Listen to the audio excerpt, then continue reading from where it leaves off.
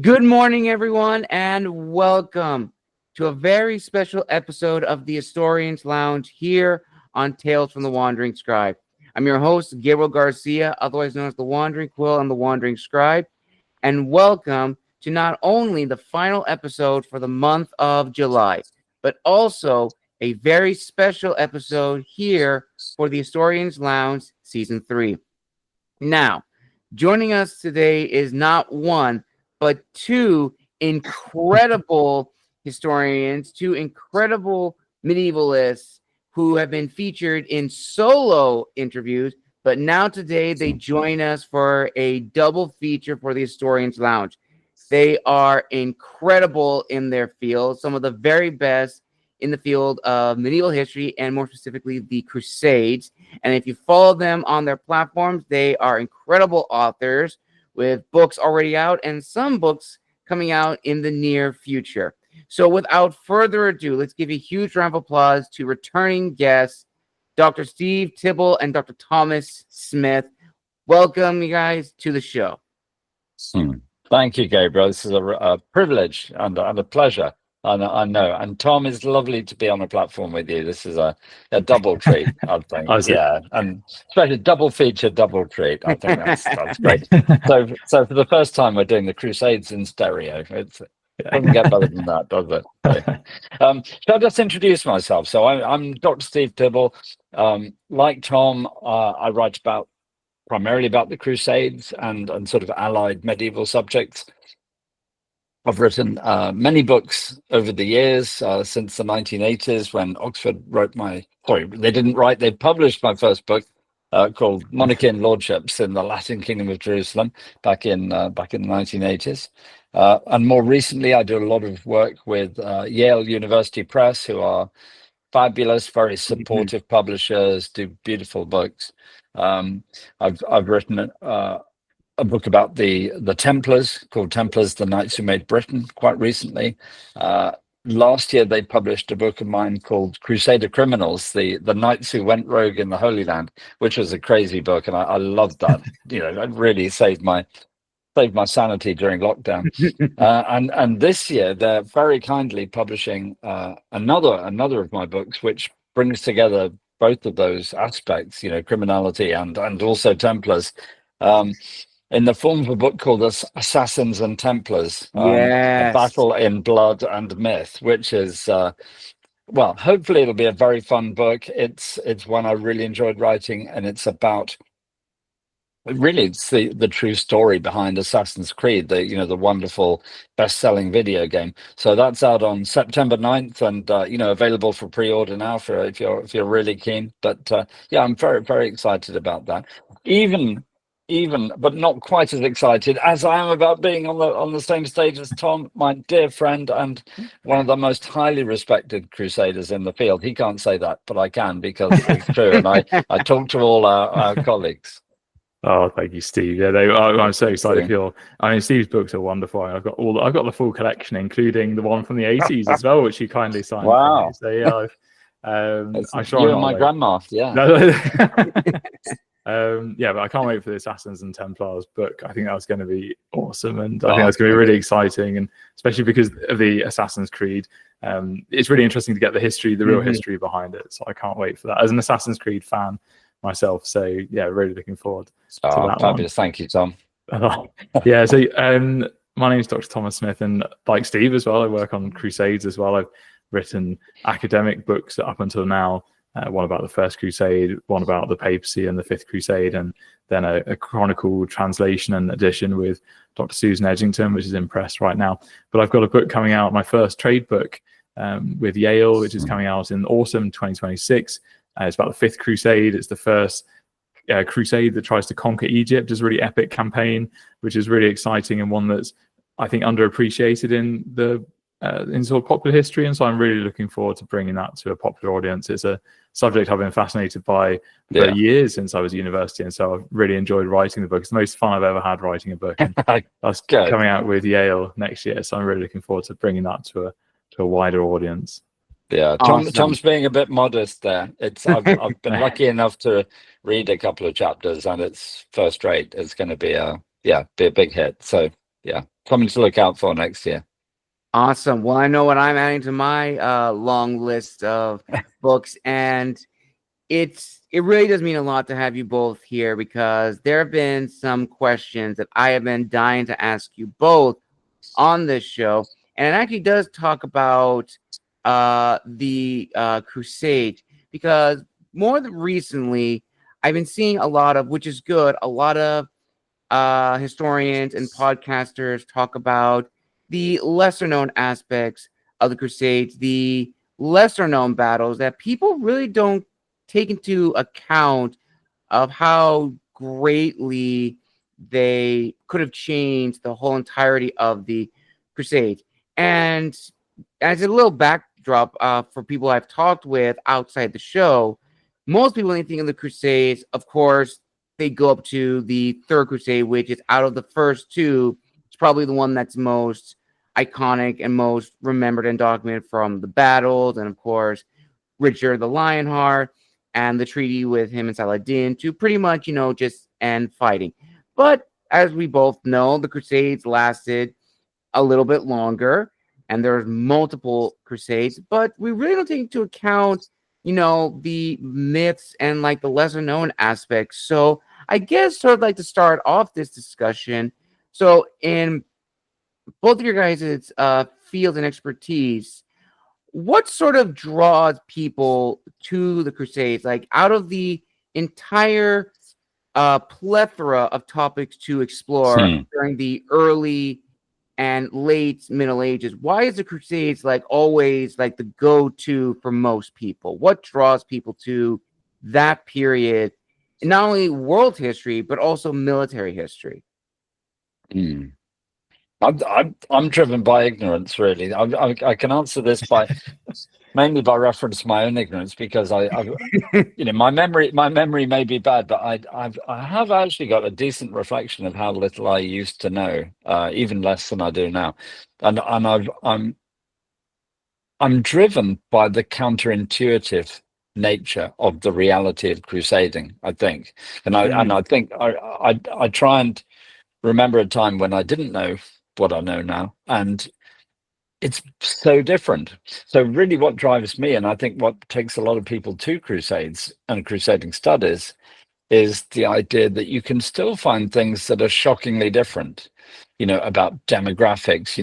We think of the Middle East as being primarily a Muslim sort of sphere of influence at the moment, but obviously it used to be Christian during the Crusades period. The Crusader states were, the population was still primarily Christian, and so on. There's whole things that kind of do not compute, and there's a shocking visceral aspect to it as well. So there's the kind of the shock of the counterintuity, but there's the visceral nature of coming across a series of cultures and clashes that went on for 200 years, without genuine peace, in which you can have warfare and confrontations that are so brutal and on and off the battlefield. When I wrote Crusader Criminals, it was partly to explore what all these bad boys got up to when they weren't fighting, which is actually most of the time. And those are bad boys that just get worse when they're bored.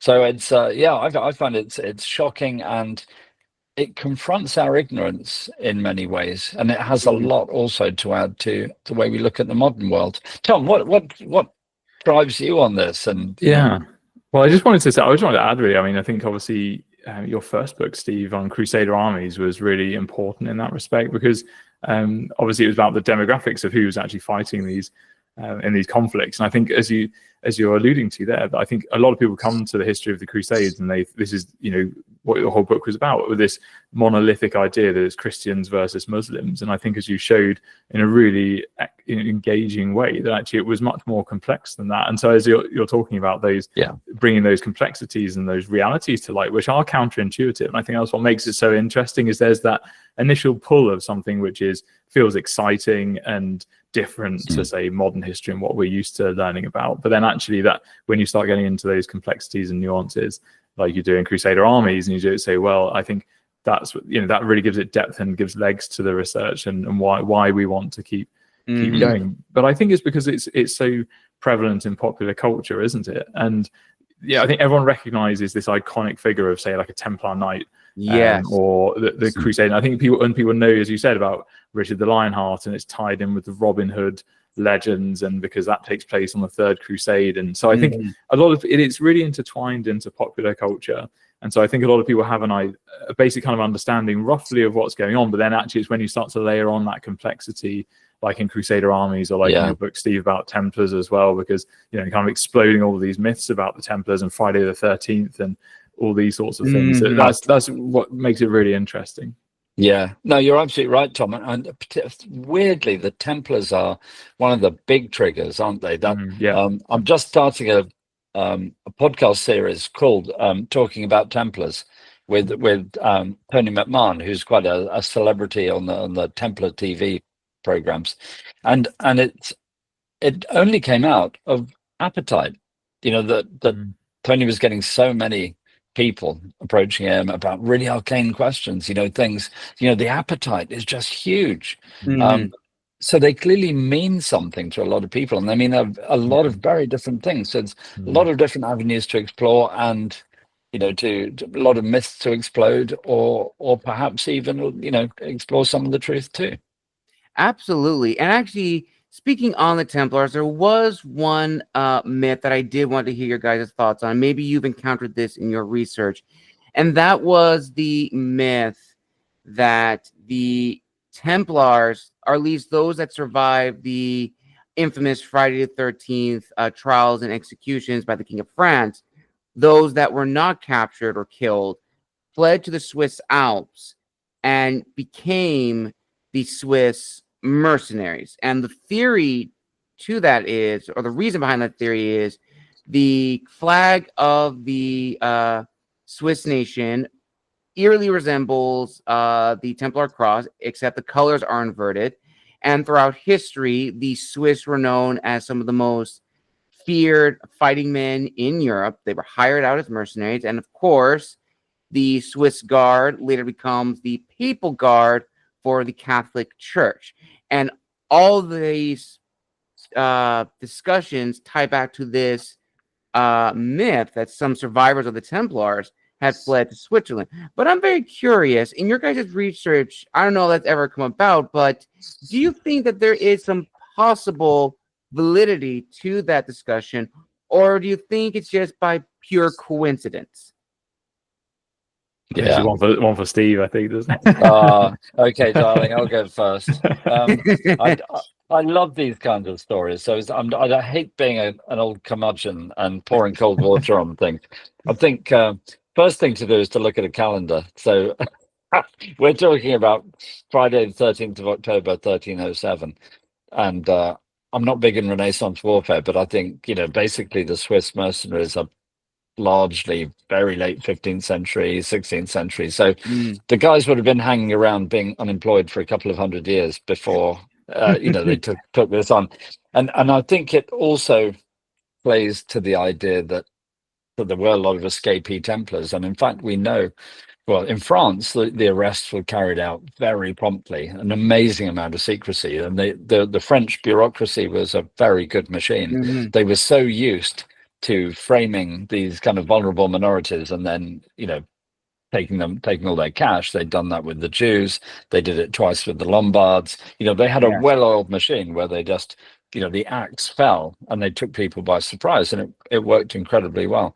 But we know, I mean, the book I wrote for Yale recently, the Templars book, The Knights Who Made Britain, looks at this very specifically because there are similar stories or legends or whatever in Britain as well. There's a big similar thing, slightly more realistic in a way, because it's set at the Battle of Bannockburn, which I think is 1314. Tom, correct me if I'm wrong, but you know, just very shortly after the Templars were wound up in 1312. So it is actually plausible that if there were lots of guys on the run, they could have been fighting in Bannockburn. And there's the legend is that these renegade Templars escaped the rounding up.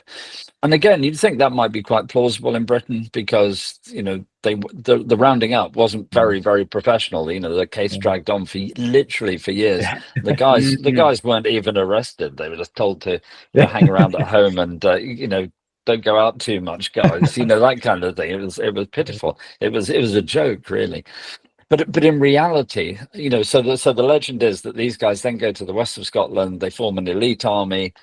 They join up with Robert the Bruce, and then they join his army. And just as he's about to be defeated at Bannockburn, they charge in, and this elite Templar army defeats the evil British and English and so on. But the trouble is, Bannockburn is actually quite a well-documented battle. There are plenty of people who were there, wrote about it. Everybody forgot to mention the Templar army that actually won the battle. The most important thing is that we know very clearly what happened to the Templars, or at least with a lot of detail. We know that in England, and Britain as a whole, when the Templars were suppressed, there were 144 guys who were interviewed, in the process. And these are, most of them are old guys. They're lawyers or they're farm managers. These are not the elite warriors of the order. These are administrators by and large. Right. And the single biggest group of Templars in Britain, apart from the legal centre in London, was in Cambridgeshire, and far from being elite warriors, it was a hospital. It was for guys who had PTSD, who had dementia, whatever. So, and we do know about 12 guys went on the run because they were worried they could see their French brethren being rounded up and tortured and sometimes killed. But as soon as they realised that wasn't going to happen to them in England, and that they were going to have a proper trial and there was going to be no torture, most of them came back. And I think there's less than half a dozen who we don't know what happened to, and they probably just went home to stay with mum. There were no biometrics, that you couldn't hunt them down. We also know how many Templars there were in Scotland. So this big elite army in Scotland that could have hunted down the hated English consisted of two. There were only 2 Templars in Scotland when the order was closed down, and both of them were English. I think they were Londoners. So certainly one was a Londoner. And the final irony is that the Templars were very pro-English. The English crown was a great supporter. They, Edward I, Longshanks loved them. If the Templars were if there were any Templar renegades, which in this case there almost certainly weren't, they would have been siding with the English crown against the Scots, who were actually the ones who was, had their allies were the French, who were the real kind of baddest from a Templar perspective. So the more you know about the reality of any particular issue, the more you realize how prosaic it is. You can always find coincidences in life, that everybody is within 3-4 degrees of everybody else, and you can always make up stuff with imagery, or like you look at a pyramid on a dollar bill, oh, that's terribly secret. It's like, well, really, I mean, it's on a dollar bill, everyone can see it. So I think it's one of those things. I love the stories. I think they're fabulous, but I think it says a lot more about us than it does about the Templars, because it talks more to our need to have stories, but also to try and find a god figure in a world that's threatening. We always want to have a god. We want to have mummy and daddy looking after us. It's a lovely idea to think that someone out there is in control. Right. In this case, sadly, it's not the Templars, I'm afraid. No. Tom, what's your take? Well, no, I think I agree entirely. I think that it's, as you say, people want, when something completely shocking happens, like the rolling up of the Templars, which are obviously this huge order across Europe, and are really integrated into normal people's lives, and you can see that as well just in Britain, can't you, Steve, from all the places that are named Temple something. I think it speaks to this legacy of the Templars. And then I think when something shocking like that happens, when they're dissolved and arrested, I think people want some meaning behind that, and they want to be able to explain it. And you see that today, don't you, with shocking occurrences where conspiracy theories develop. And I think actually it speaks to the importance of this topic, that people are still interested in this today, and that there are still shockwaves from this 700 years later. Yeah, I think, Tom, you're absolutely right. And the people forget the Templars, far from being secretive, were probably the least secretive of all the religious orders. You know, because these were the muscular end of the church. You know, these were not theologians by and large. These were muscular guys who used to get, invited people in to go drinking with them and so on. And actually, Tom's point is absolutely right. The Templars was such a integrated part of English life. I mean, I've just moved house a week ago. I'm now in a house that's walking distance from a Templar commandery at Temple Ewell, where a lot of the negotiations between Becket and Henry took place. With the Templars presiding. But in the house I moved from, I was walking distance from the Templar commandery at Bosbury, and a short drive from the Templar commandery at Galway. And when I go to the library, I'm walking distance from the Templars HQ in London. They're everywhere, and it's not. I'm not following them around. I'm just buying from an estate agent. I'm not buying from a historian. So they're a big part of life. And Tom's absolutely right. When something is vital, when a foundation plank like that disappears, and that's on a religious and spiritual level as well as a physical one, when the foundations of your life are disturbed, you seek meaning rather than greedy French king who's a bit of a nutter. That's what humans are. We seek solace, and we get it through crazy stories sometimes. That is very true, and it would be wrong not to also bring up the rivalries with the other orders that the Templars also had. And the ones that I think probably most people know but may not know the full history is, of course, the Knights of the Hospital and the Teutonic Order. And of course, more recently, because of Warhammer 40K, the Order of St. Lazarus, the original Plague Knights. And looking at those two orders, the Knights of the Hospital and the Teutonic Knights, and of course, the Order of St. Lazarus, it is very interesting to see what each of these orders represent. And so from my knowledge, of course, Knights of the Hospital were, they opened the first hospital for the crusading armies. They were the caretakers, they were the doctors, they were the medics of the time. And then, of course, gradually they became their own order. And I find it very fascinating how historians as well as fiction authors sort of play on this rivalry between these two orders. And also what I find very interesting is, of course, the Teutonic Order, which seems to be the more, to put a better term, the more violent of the three in terms of, being very power hungry. I mean, they did establish their own kingdom in Northern Europe. You had the Northern Crusades, and you have the battles between the Polish, Lithuanian Commonwealth against the Teutonic Order.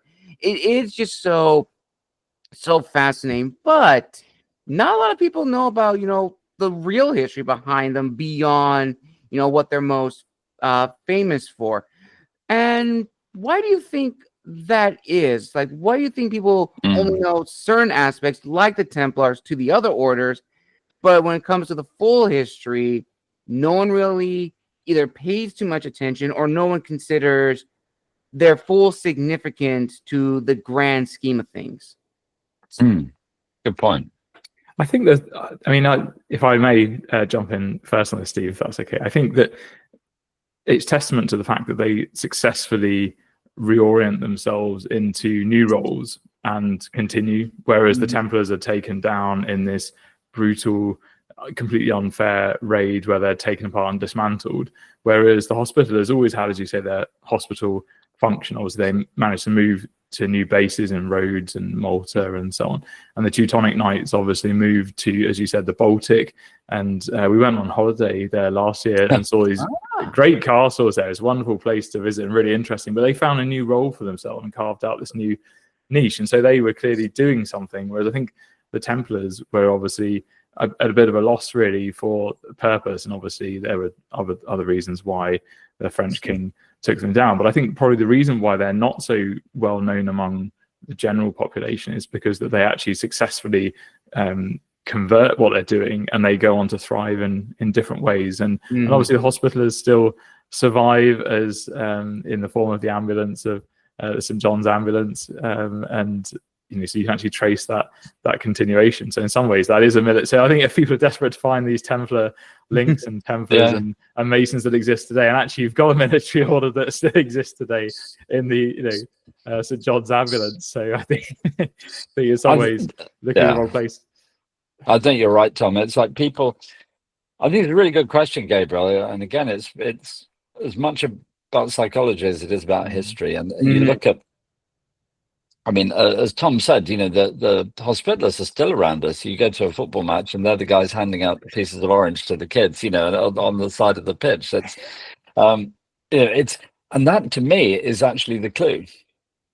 They're around us and they're prosaic. You don't get big conspiracy theories about the hospitallers because a lot of their records survived. And I did my PhD looking at a lot of them, and they're so dull. I mean, they're unbelievably boring.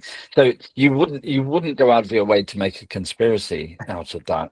But what they did, as Tom was saying, is they managed to reinvent themselves, and they were lucky because they came to their role already multifaceted, so they came from a heritage that was more than just killing people, and they left the Crusades with a heritage that was more than just land fighting in the Middle East.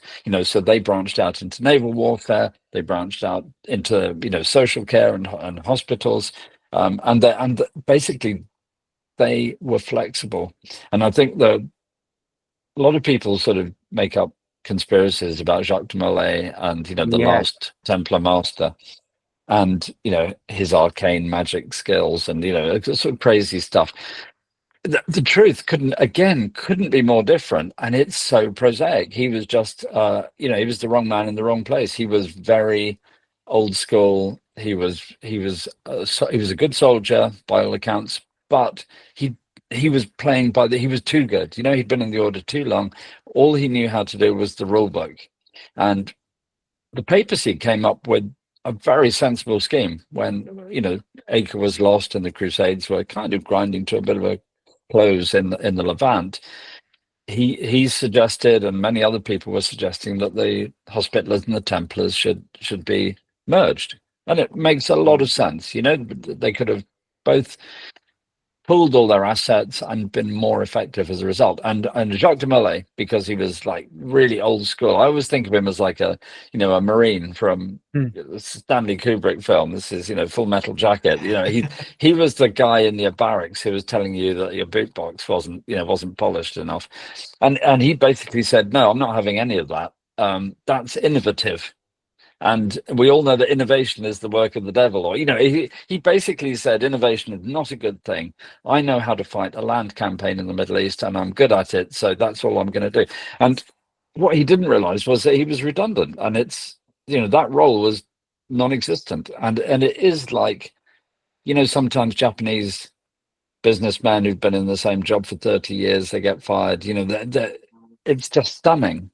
It stuns them. And Molay was pretty similar at the end of the Crusades. He was this redundant guy, and his only idea of a way forward was to ask for his old job back. But the trouble is, there was no old job. That had gone. I think also that the lovely thing about some of the stories is that there's so little to base them on. So I love Warhammer. In the same way as I know Tom's an Assassin's Creed fan. It's all good stuff. I love toy soldiers. I love Warhammer. It's all great. And so I do know a little about the 40k knights there.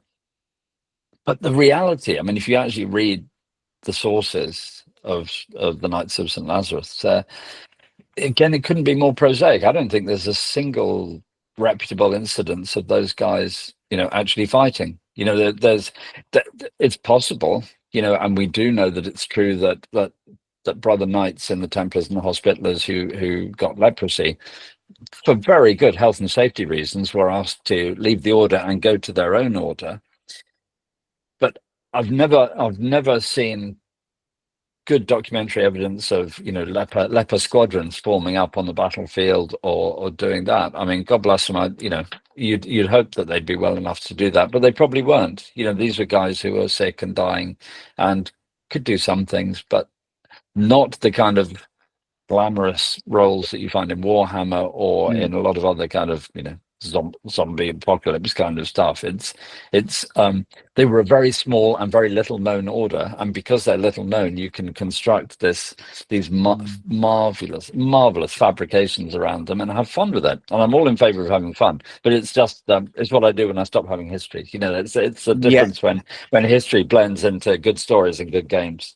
Absolutely. Then you guys, I don't know if you guys have seen it, but there was an old show on History Channel called Nightfall, which is about the final days of the Templar Order. And there is a scene, it's in, I believe it's season 2, where the Templars are running and they realize we can't go to our temple base. We can't go to any of those. So the French are going to find us. So they literally join up and take refuge in a house, a temple belonging to the Order of Saint Lazarus. And when the French arrive, they realize we're not going in there. And it's like, our king can, reprimand us. We are not going in a house of lepers. And it's so funny because literally after that, on the night that Jacques de Molay and all the other Templars are going to be killed, literally the Order of Saint Lazarus come to their rescue. One pulls out a ballista, starts firing at the court, and it's just, oh my gosh. And the knights say, we're already going to die.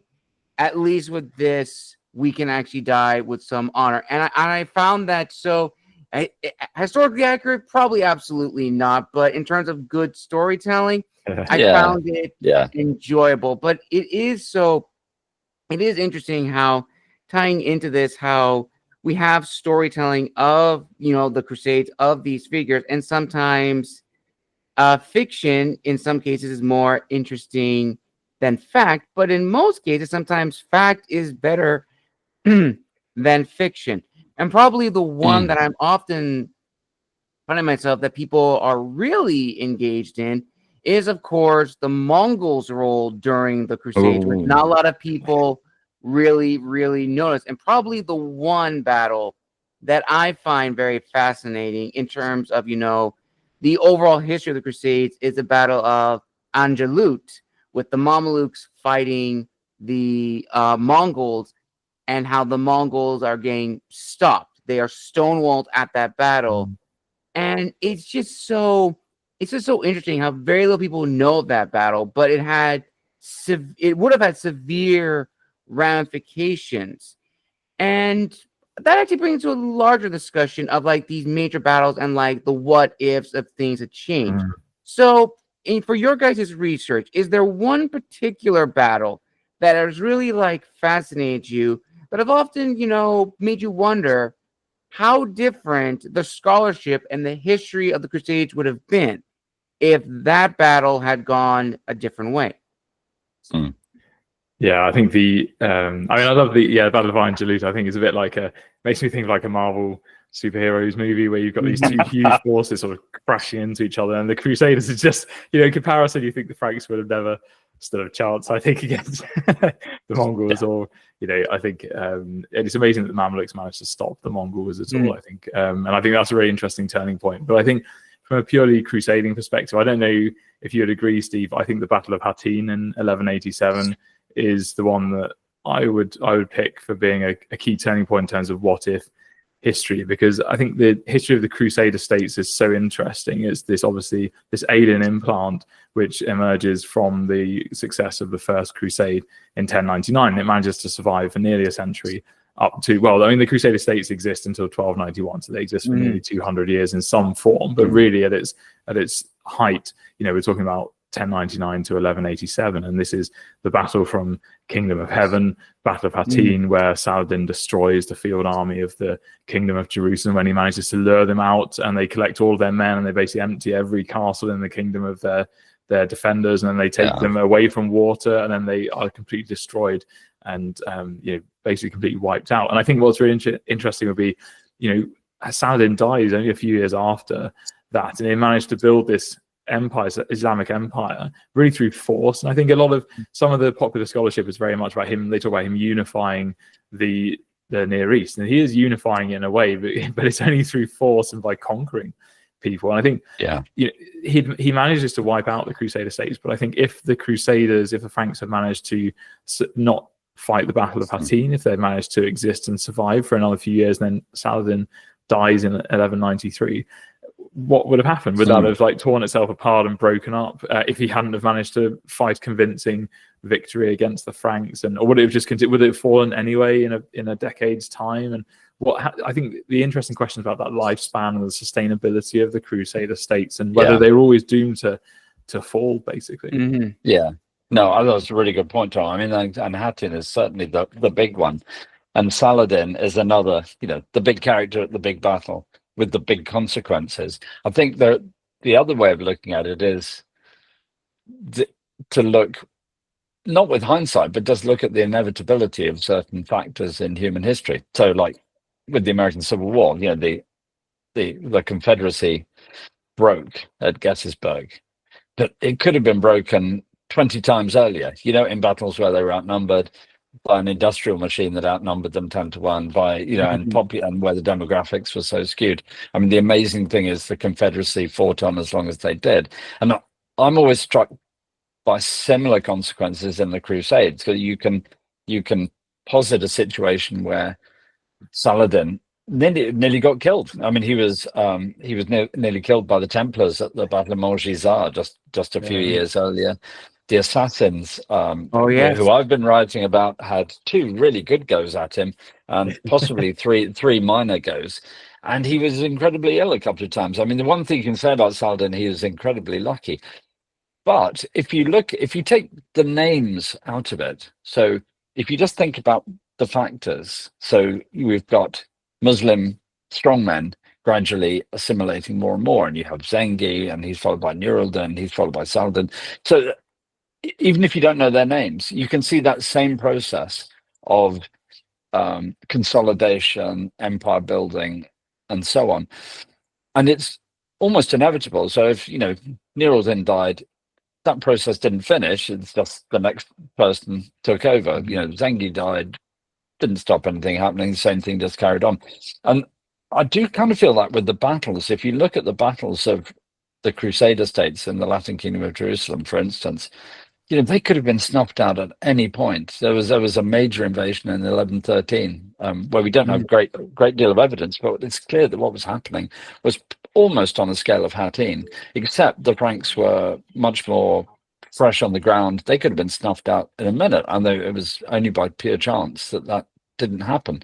It's one of those things where the Crusaders had to win pretty much every battle to survive, whereas if the Muslims lost, you know, they were demographically so much stronger that they just came back with another army the following year. So it was like going back to Warhammer. You know, the Crusaders have to roll a 6 every time. They can keep doing that for a while. And, you know, Hattin was the battle where they rolled a 1, but they could have rolled a 1 at any given point in between. I'm always just amazed, you know, as Tom was intimating, really, that the Crusader states lasted as long as they did, because, you know, they don't have the fabric and the substance to really justify a different historical consequence, I don't think. That is very true. That is very true. And also, kind of to add to that, I remember talking with another crusading historian, and the one thing that really stuck out to me, because we were talking about the siege of Jerusalem during the Second Crusade, and everyone quotes from the movie Kingdom of Heaven where Balin and Saladin are talking of terms that Saladin will let everyone go. And while from a movie perspective, that is, you know, incredible to sort of paint him in this picture of this just figures like, okay, I've won. I'm not going to slaughter any of you guys. If I'm not mistaken, the real history is actually slightly different, that he did let these people go, but they were ransomed off. So these people did have to be get paid back or bought back by their kingdoms. And another thing that people really, I find very fascinating, is when we talk about the Latin kingdoms, everyone think it was like, you know, the European kingdoms at the time, like the Franks, Great Britain, probably some kingdoms from the Holy Roman Empire, who established the Latin kingdoms of the Kingdom of Jerusalem. But in actuality, it was mostly like the Franks. Like they were like the biggest push for the kingdoms. And I remember this one quote that a historian I was watching has said that Saladin pretty much told the Crusaders, like after the siege of Jerusalem, after he kicked them out, saying, "Just go, stop being French here in this area." He sounds English. Yeah.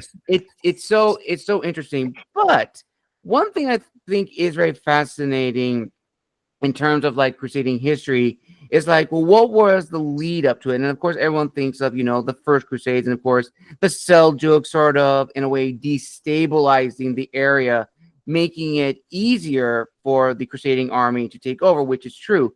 But for me, I think the Crusades truly began with the early battles of the Spanish Reconquista as the staging ground of these knights to get them battle ready, saying like, could we actually win? Because if you really think about it, the Spanish were the only European kingdoms, or the various kingdoms of Spain were the only ones who have actually fought the numerous caliphate armies from Morocco. A lot of the Franks, the Kingdom of England, the Holy Roman Empire, they've never fought them. So Spain, in a way, was like a staging ground. It's like, okay, can we fight these guys? And then from there, at least from my own research, and correct if I'm wrong, the knights who partook in the first battles of the Reconquista of Spain continued on their journey to the first Crusades and joined the other knights.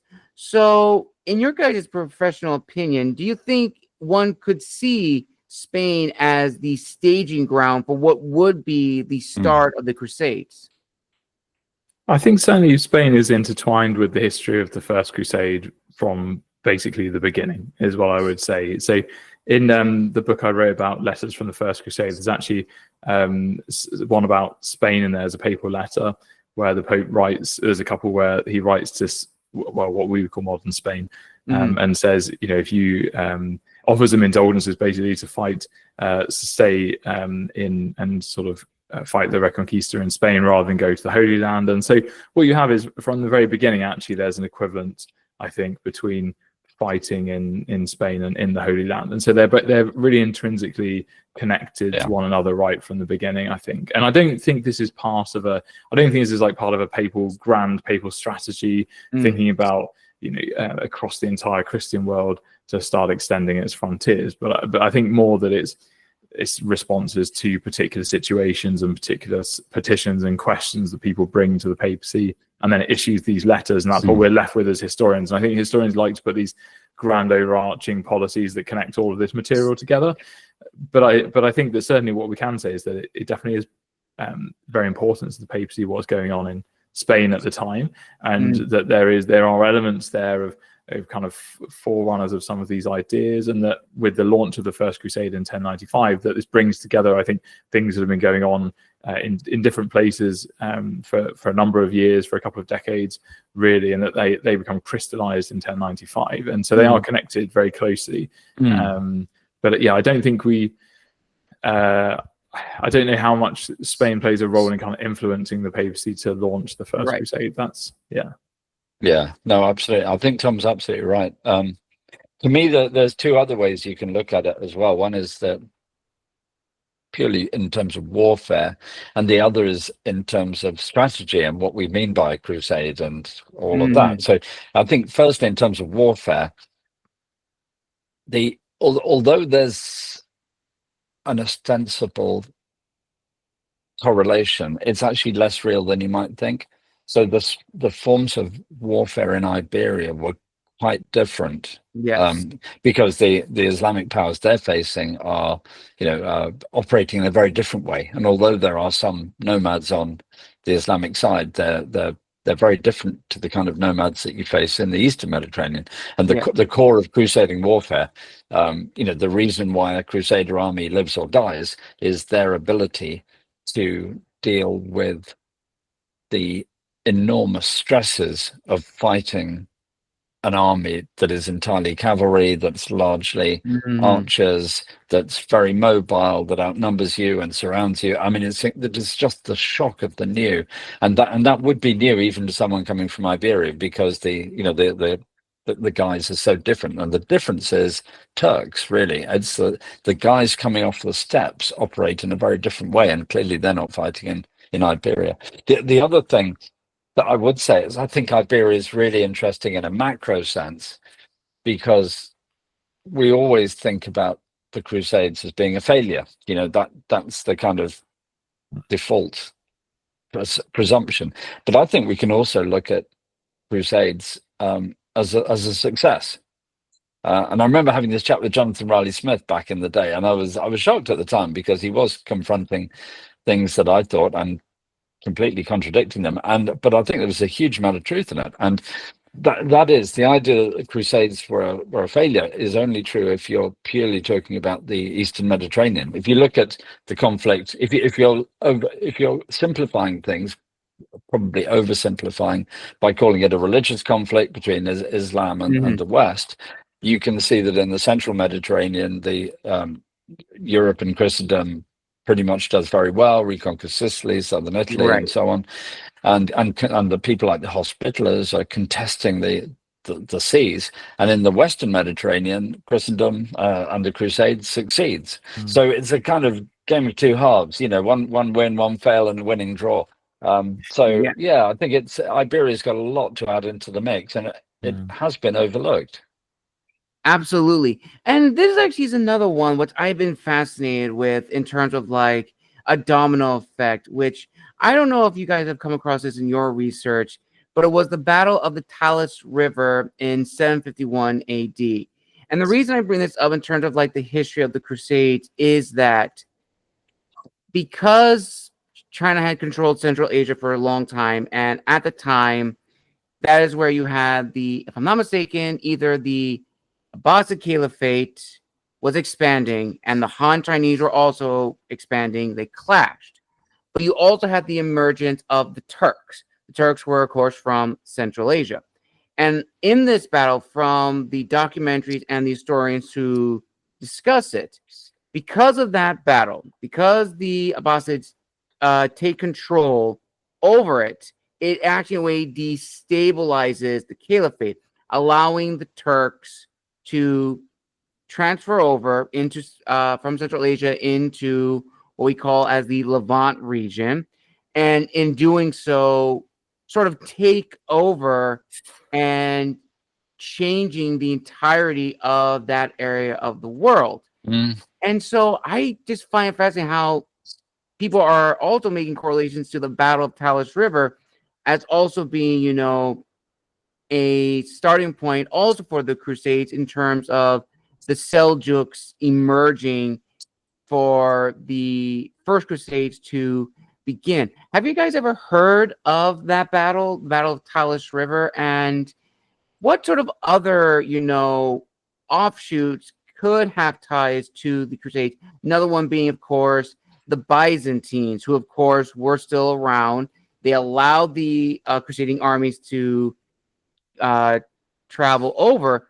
But there's one account which I find very fascinating, is where the crusading armies were coming back, and there is, of course, the famous siege, the siege of Constantinople by the crusading armies, sacking it. And there was this one modern quote that someone did where it was a priest from a Greek Orthodox church saying that we are all Catholic, we're all Christians.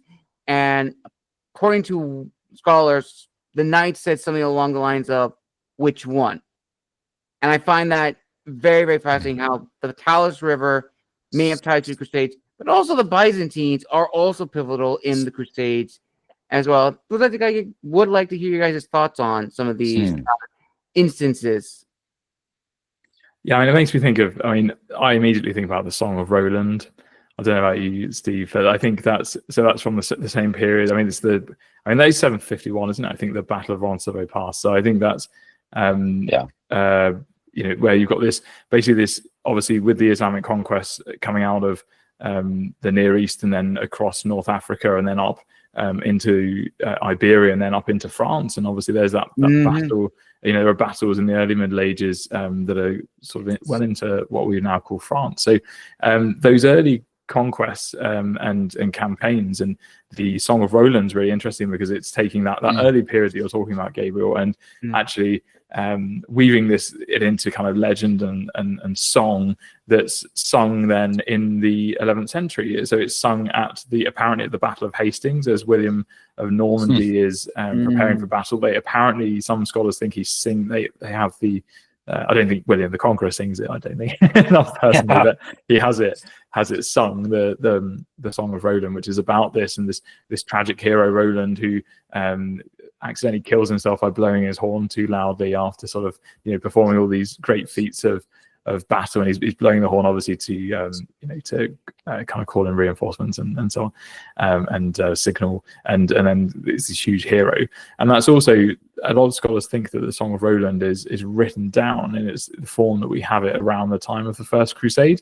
And so again, there's that history of what's going on in Iberia and France that's tied in then with the history of the First Crusade, and it becomes intrinsically connected with the culture of the Crusade movement. And so there's, in terms of what people are thinking about the Crusades over the Middle Ages, as you're suggesting, Gabriel, I think it's very flexible, and it's reaching back into the quite distant past and pulling these things forward and making them relevant. And so I think they are kind of knitted together in the way that people think about the Crusades in the Middle Ages. So you're definitely right to make those connections. I think they're really interesting. I think they're kind of underappreciated as well in the kind of popular understanding of the Crusades. Yeah, no, I absolutely right, Tom. And I think the other thing about your question is it does raise the issue of, the role of the steppes. Basically, I mean, what we're talking about is, most of that world most of humanity at that point, certainly in a sort of known history sense, is around the Eurasian landmass, and you've got the two big sedentary groups at either end. China and just south of there, India, and you've also got Western Europe and of course the sedentary societies of the Middle East, and it's the volatile, hugely strong but also strangely fragile, Mongols can do this and then they crack and then they can't do anything, or vice versa. These guys in the middle who are bouncing often across this whole huge continent that we tend to forget and underestimate. And it's partly because they didn't write a lot down, so they didn't leave the lovely history books and the chronicles of that we've got from the Crusades, but they did contribute an awful lot, and things that happened in China that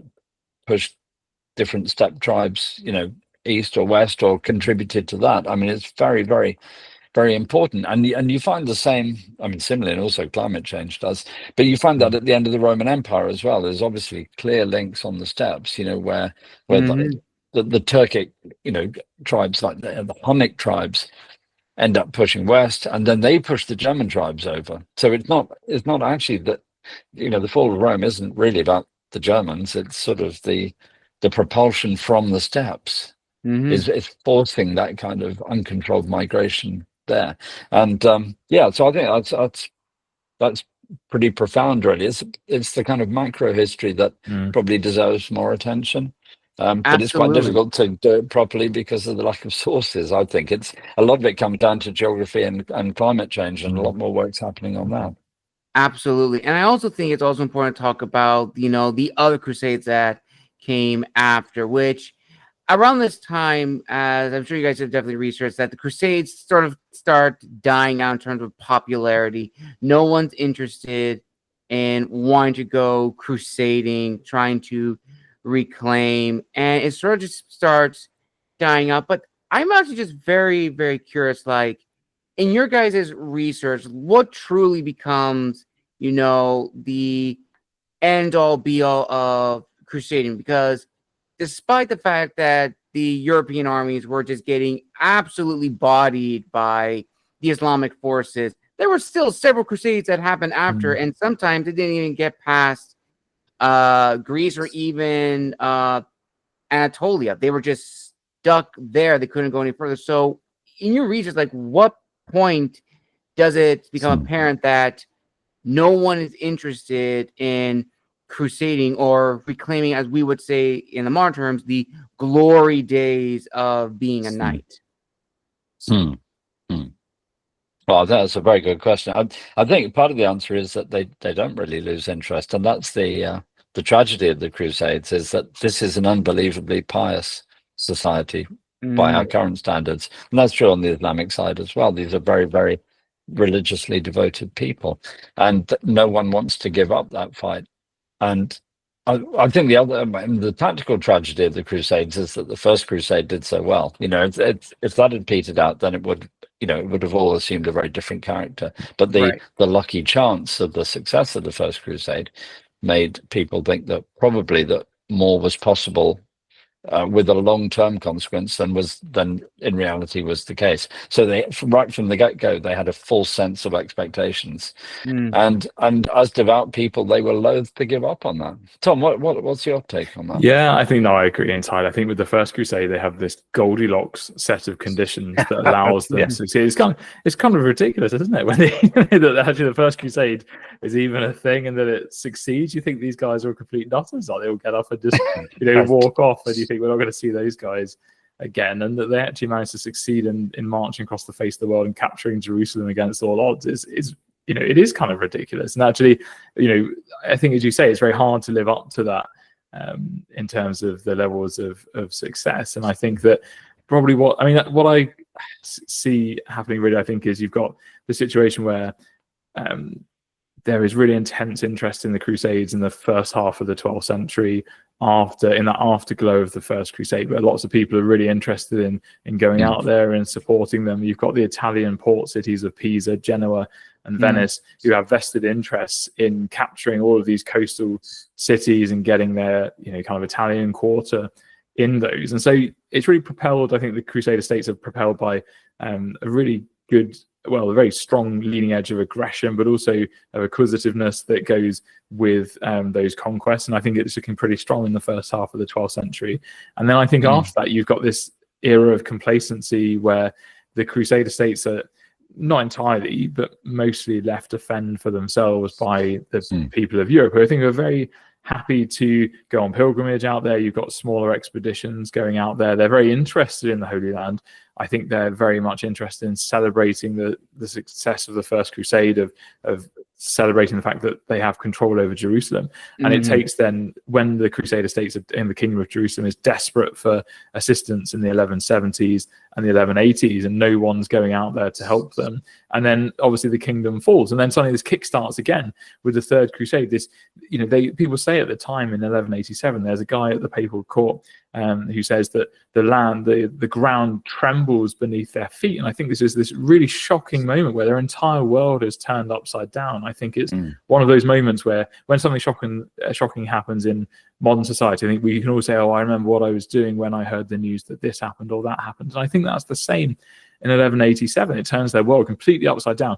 And suddenly you get this huge interest in crusading again going on. And you get the most intense period of crusading activity from 1187 probably till the early 13th century. You've got the Third Crusade, the Fourth Crusade, the Fifth Crusade, the Crusade of Frederick II. You've got the foundation of the Teutonic Knights. You've got the German Crusade of 1197 to 8. And so you've got this really intense period of crusading going on in response to their loss of Jerusalem.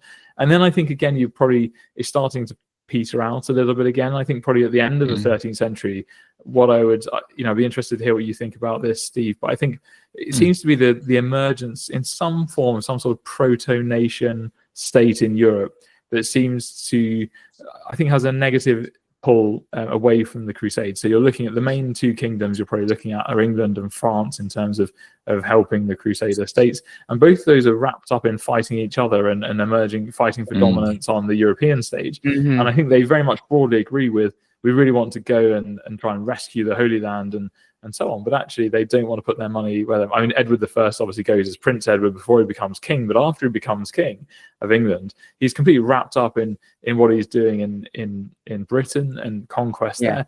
And so I think then after that, you get some really, really interesting crusades that happen in the 14th century to Egypt, and the people are trying to get this off the ground, and they're really interested in it. But I think, as Steve said, it morphs, I think, into more of an idea, something that's cultural. People are really interested in having the attributes of being a crusader, of going on these rides and in the Baltic. If you're say an English knight and you want to prove your crusading credentials, you travel across to the Baltic, you spend some time with the Teutonic knights in the Baltic, and you go and fight the pagans there, and you try and extend those frontiers of Christianity there. So I think then it morphs a bit, and people are still interested in it, but eventually it becomes sort of just a part of that culture and this ideals. And so you get expeditions that are leaning into that idea of crusading. But I think it's from that stage onwards, probably from, I would say probably from the 15th century, I think. But then again, you get of course with the with the Ottomans pushing up and the loss of Constantinople, again that leads to a reignition of interest in the Crusades. And you see actually these First Crusade manuscripts that have lain dormant, for say a century, actually then being copied a lot and rediscovered. And you've got the invention of the printing press, and people discovering Robert the Monk's Chronicle of the First Crusade. It becomes, it's printed in loads of editions. It's translated into German and printed in lots of editions there. So this idea is really powerful, and people keep returning to it. But I think, the actual, in terms of Holy Land crusading, you're not getting really off the ground, but it's morphing into crusading in different regions and applying the idea to different situations. Well put, Tom. I think that's superb.